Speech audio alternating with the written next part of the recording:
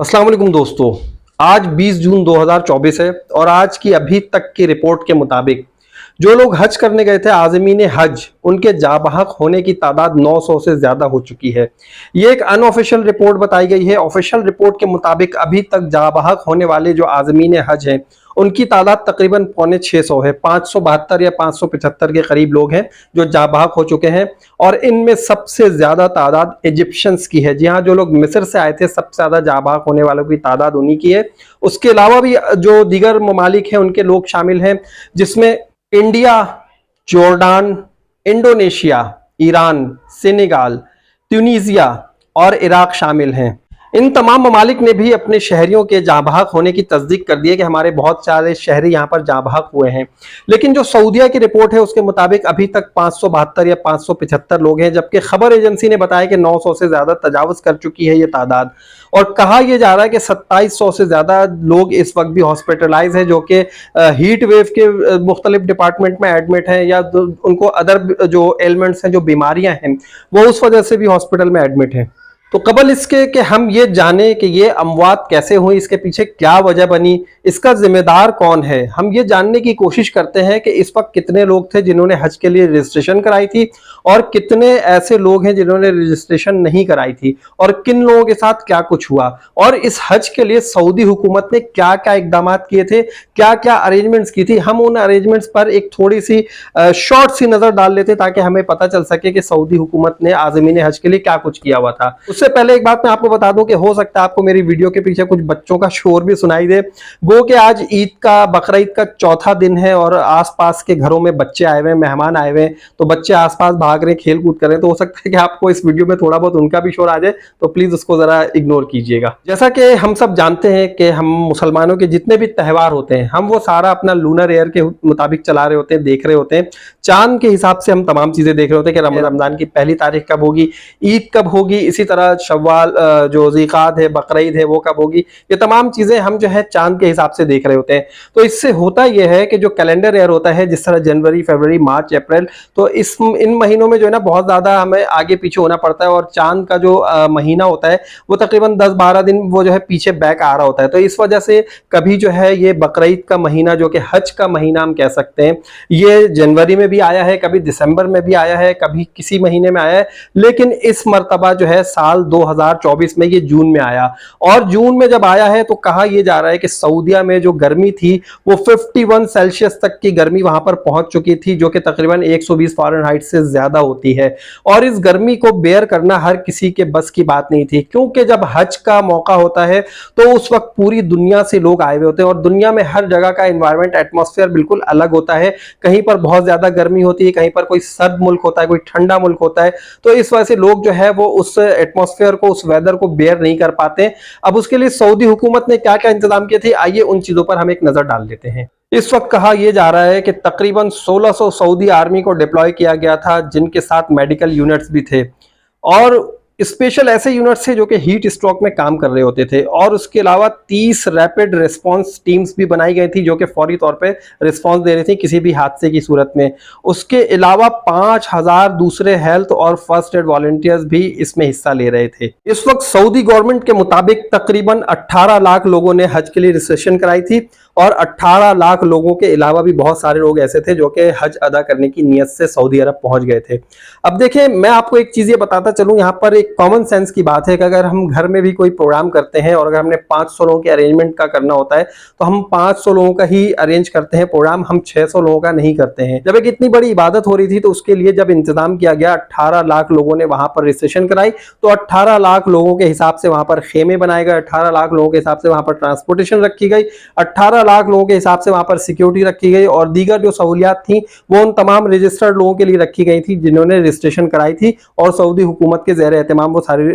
जो मैनेजमेंट है वो चल रही थी। उसके अलावा बेशुमार अनरजिस्टर्ड आज़मीन हज भी थे। अब यहाँ पर एक बात ये सोचने वाली है कि जो लोग रजिस्टर्ड थे उन्हें जो है एयर कंडीशन खेमों तक रसाई हासिल थी, जो एयर कंडीशन जगह थी वहां पर उन्हें एक्सेस मिल रही थी, उसके अलावा जो पानी का इंतजाम था या जो हज ग्रुप से जो बहुत सारे लोगों को अपने ग्रुप्स की सूरत में लेके गए थे उन्होंने अपने लोगों का ख्याल रखा, उनको पानी प्रोवाइड किया, वहां पर उन्हें जिस जिस फैसिलिटी की जरूरत थी वो तमाम फैसिलिटीज प्रोवाइड की गई। अब होता यह है कि जो हज ग्रुप होते हैं इनके बहुत सारे डिफरेंट पैकेजेस होते हैं जिसमें जो है होटल का स्टे होता है, उसके अलावा खेमे होते हैं, खाने पीने का सामान होता है, वो कितना कैरी कर सकते हैं, क्या कुछ कर सकते हैं, ये बहुत सारी चीजें होती है। बहरहाल ये एक लंबी डिस्कशन है, हम वापस अपनी उसी टॉपिक की तरफ आते हैं जिसके ऊपर हम बात कर रहे हैं कि ये अमवात कैसे हुई और इसके पीछे क्या कॉजेस थी। तो जनाब देखें, जब सऊदी हुकूमत ने सारा अरेंजमेंट किया हुआ था तो शुरू में कहा जा रहा है कि कुछ ना कुछ बदमजगी हुई थी इंतजामिया और जो आजमीन है उनके दरमियान, लेकिन बाद में सारे मामला ठीक चलने लगे थे। अब यहां पर हमारे जो लोग हैं, मुस्लिम्स हैं, वो क्या करते हैं, वो अफजलियत की तरफ ज्यादा ध्यान देते हैं,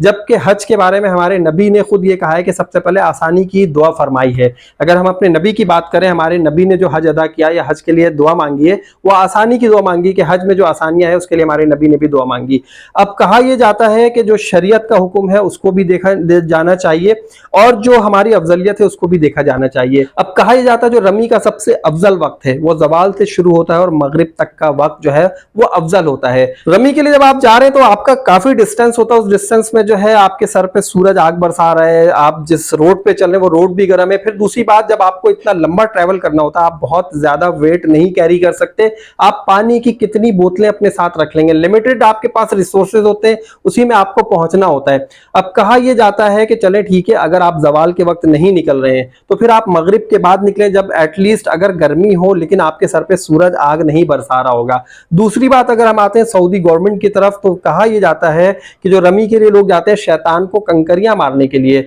उसे जो है मगरिब तक बंद कर दिया जाता है और कहा जाता है कि आप कल तशरीफ ले आए। तो बेहतर ये कि आपको जब ट्रैवल करना है, जो भी हाजी लोग हैं वो रात में ट्रैवल करके चले आए और सुबह सुबह जब आपका रमी का टाइम शुरू हो तो उस वक्त आप रमी करके वापसी की राह इख्तियार कर लें। रमी के लिए लोग जा रहे होते हैं तो एकदम से भगदड़ भी मच जाती है और भगदड़ मचने की सूरत में वहां पर जो सिक्योरिटी होती है वो उस रास्ते को ब्लॉक कर देती है और लोगों को जो है डाइवर्जन पे डाल देती है कि अब आप इस रोड से चले जाएं। तो होता यह है कि जिस रास्ते भगदड़ मच जाती है मजीद किसी हादसे से बचने के लिए उसे बंद कर देते हैं और लोगों को जो डाइवर्जन बताया जाता है वो डाइवर्जन उसका डिस्टेंस मजीद ज्यादा बढ़ जाता है और ज्यादा रास्ता लंबा हो जाता है। अब यहां पर देखिए एक बात नोट करने वाली यह है कि अगर अफजल टाइम में आप कर सकते हैं तो कर लें, और कहा यह गया है हज जो इबादत है वो एक जवानी की इबादत है। अगर ज़ईफ लोग हैं या बहुत ज्यादा एजेड हैं या बच्चे हैं छोटे या खवातीन हैं जो इतना बेयर नहीं कर पाती इस हीट को, तो उनके लिए फिर बेहतर ये कि वो मगरिब के बाद ट्रैवल करके चले जाएं। कम से कम आपके सर पे सूरज तो नहीं होगा और आपको मौसम बेहतर मिल जाएगा और आप अपनी ट्रैवलिंग कंप्लीट करके पहुंच सकते हैं और फिर दूसरे दिन सुबह सुबह जो है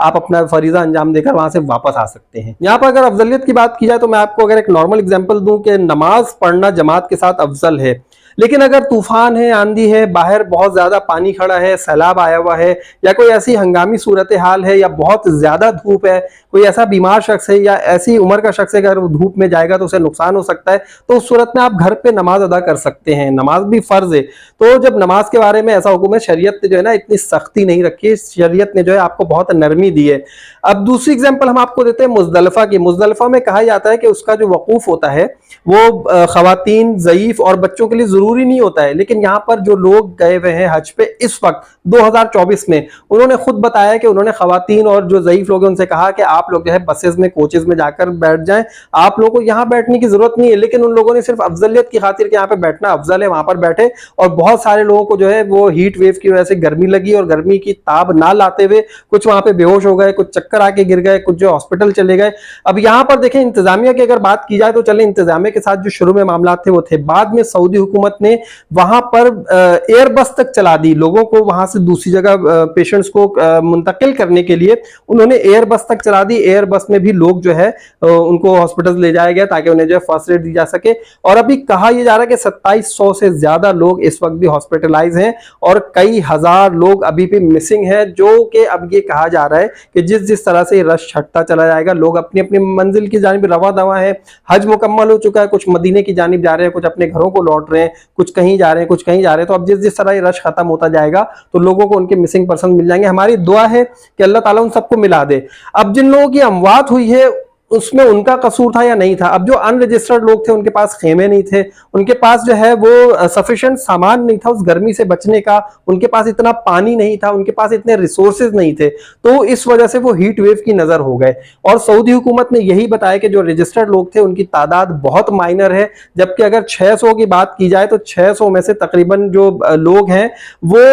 95% अनरजिस्टर्ड लोग हैं जिनकी डेथ हुई है। बहरहाल यहाँ पे मुझे कारी वही जफर कासमी की नात का वो शेर याद आता है कि हम वहां जाकर वापस नहीं आएंगे, ढूंढते ढूंढते लोग थक जाएंगे। अभी भी लोग थक रहे हैं ढूंढते ढूंढते, और कितनी जो है वो इस वक्त लोगों को उनकी तदफीन की जा चुकी है, और बहुत सारे लोग अभी भी जो है ऑनवर्ड ये कहना चाहिए कि जिंदगी और मौत की कश्मकश में है। बीइंग अ मुस्लिम अगर आप मेरी राय लें या मुझसे पूछें तो मैं ये कहूंगा कि ये जो 650 लोग हैं या 900 लोग हैं जो भी हैं, ये दुनिया के खुशकिस्मत तरीन लोग हैं जिन्होंने वहां जाकर मौत को गले लगाया। और मैं ये कहूंगा कि ये गर्मी तो एक बहाना था, दरअसल उनकी मौत वही थी और अल्लाह को उन्हें वहां बुलाना था। मैं ये कहूंगा क्योंकि मुस्लिम होने के नाते से या मुस्लिम होने की वजह से हम सबका आपका एक ईमान है, एक हमारी ख्वाहिश है, एक हमारी कोशिश है कि हमें जो है मदीने में मौत आए, हमें जो है मक्के में मौत आए, हमें अराफात में मौत आ जाए, हमें मिना में मौत आ जाए। तो हो सकता है इन लोगों ने अपनी जिंदगी में बहुत दुआएं मांगी होंगी या दिल में शदीद ख्वाहिश होगी कि किसी ना किसी तरह हमें मदीने में या मक्के में मौत आ जाए, तो अल्लाह ताला ने जो है इन्हें मक्के में ही मौत नसीब फरमा दी। और ये खुशकिस्मत तरीन लोग हैं, मैं ये समझता हूँ, मैं ये कहता हूँ। अब गर्मी हो या हीट वेव हो या कोई बीमारी हो, ये तो एक बहाना होता है, मौत तो यहाँ भी आ सकती थी। लेकिन ये लोग वाकई, इनके बारे में ये कहना गलत नहीं होगा कि अल्लाह ताला ने इन्हें खास मेहमान बनाकर बुलाया और हज जैसी बड़ी इबादत के दौरान इनकी मौत वाक़ई हुई। शहीदों का दर्जा है, बिल्कुल हम ये कह सकते हैं, मुसलमान हैं, हमें पता है कि शहीदों के बहुत सारे दर्जे, उनमें से कोई ना कोई दर्जा इन तमाम हुज्जाज किराम का भी है जो इस वक्त यहाँ पर जाँ बाक हुए हैं, शहीद हुए हैं। अब इसमें 35 पाकिस्तानी भी हैं जो कि खुशनसीब हैं, मैं ये कहूँगा इन खुशनसीबों में 35 पाकिस्तानी भी शामिल हैं, और ये 35 पाकिस्तानी भी अल्लाह के फजलो करम से इस वक्त जो है जन्नत की तरफ रवा दवा होंगे। तो यहां पर मैं ये समझता हूं इस मौके पर, इस मकाम पर, इस नुक्ते पर, कि हम ना तो किसी इंतजामिया को इसका ब्लेम कर सकते हैं, ना उन लोगों को ब्लेम कर सकते हैं। ब्लेम करना तो यहाँ बनता ही नहीं है, क्योंकि आप लोगों को अगर याद हो या ना हो, मैं ये बता दूं कि हज के दौरान कोई ना कोई ऐसा इवेंट होता है, कोई ना कोई ऐसा वाकया होता है, कोई ना कोई ऐसा इंसिडेंट हो जाता है जिससे कई हुज्जाज किराम जो है वो जहाँ बहक हो जाते हैं। और पिछले साल की बात है, साल 2023 में जब हज हुआ था तो उसमें भी 200 के करीब लोग जो है जहाँ बहक हुए थे। तो इस वक्त जो है डेथ टोल काफी बढ़ गया है, क्योंकि जब 51 सेल्सियस की गर्मी होगी तो गर्मी होती है, और सऊदिया की गर्मी वहां पे जो है वो एक रेगिस्तानी इलाका है, वहां की गर्मी बहुत ज्यादा होती है, फील भी बहुत ज्यादा होता है। और जब आप इतने लंबे लंबे ट्रैवल कर रहे होते हैं गर्मी में नॉन स्टॉप, तो आपके साथ कोई ना कोई ऐसा इंसिडेंट हो जाता है। और ये देखना चाहिए कि जब 18 लाख लोग गए हैं तो उसमें से ये 600 या 900 लोग जो हैं, ये